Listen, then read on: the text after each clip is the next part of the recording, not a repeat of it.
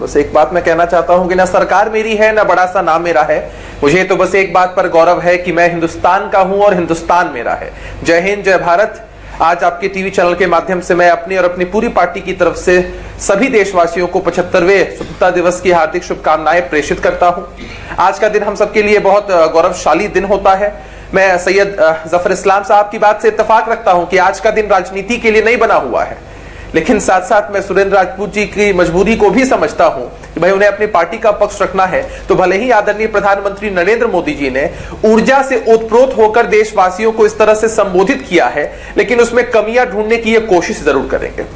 अरे अभी इतिहास की बात कर रहे थे, इतिहास में अगर हम जाएंगे तो पता नहीं कितने गड़े मुर्दे उखड़ जाएंगे और कितनी तकलीफ इन्हें होने लगेगी। आज आदरणीय प्रधानमंत्री नरेंद्र मोदी जी ने देश में 25 साल में, आने वाले 25 वर्षों में विकास का जो रोड मैप है उसके बारे में चर्चा की। कोरोना कोई भारत देश में नहीं आया था ना सौरभ भाई, पूरे विश्व में आया था और इतनी तकलीफें सबने झेली हैं। उसके बावजूद हमारे हेल्थ सिस्टम ने, हमारे लोगों ने इतना संघर्ष किया और आज देश इस मुकाम पे खड़ा है।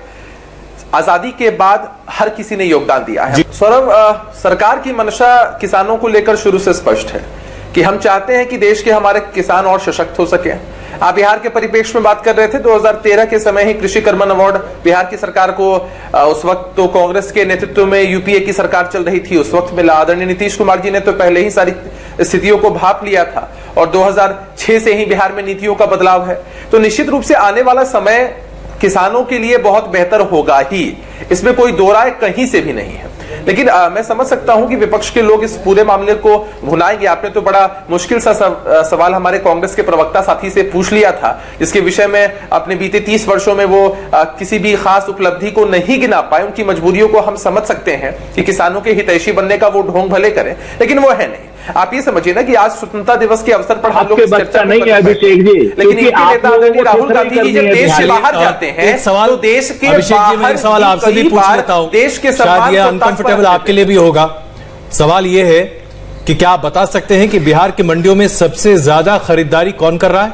देखिए, किसान की जहां तक यहाँ सिस्टम है, यहाँ बिचौलियों का कोई स्थान नहीं होता है जी। मैं तो ये स्पष्ट कर दूं सबसे पहले आपको।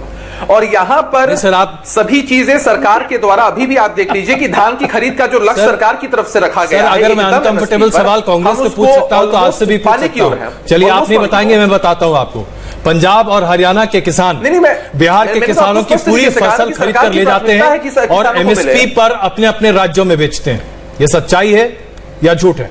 नहीं, अजय जी, सरकार ने हर जिले में जिला समर्था स्तर के पदाधिकारियों की नियुक्ति ही इसलिए की है ताकि एमएसपी पर ही खरीद हो सके। अगर कोई बिचौलिया इस तरह से एक्टिव होकर एमएसपी से नीचे खरीदने की कोशिश करेगा तो उस पर यहाँ की सरकार कार्रवाई भी करती है।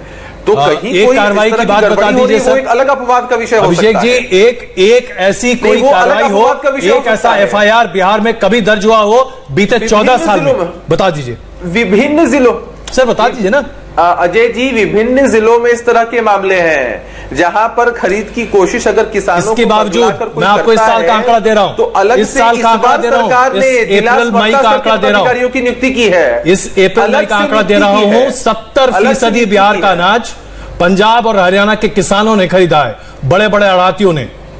यह है बिहार की वास्तविकता और यही वजह है कि आज बिहार के किसान वाकई में त्राहिमाम कर रहे हैं। ये बात आपकी सरकार भी जानती है, लेकिन कोई ठोस काम नहीं हो रहा। आपको मैंने बिहार की सरकार की प्राथमिकता बताई, बिहार की सरकार का काम करने का तौर तरीका बताया। आदरणीय नीतीश कुमार जी ने 3 कृषि रोड मैप जो बिहार में लागू किए, तीसरा भी चल रहा है जी। उसके विषय में अगर विस्तार से आप चर्चा करेंगे तो आपको सरकार की प्राथमिकता किसानों को लेकर एकदम समझ में आएगी। ठीक है अभिषेक जी, यहाँ पर देवेंद्र पराशर है, देवेंद्र के पास सरकार के अंदर की खबर रहती है, उचित नहीं।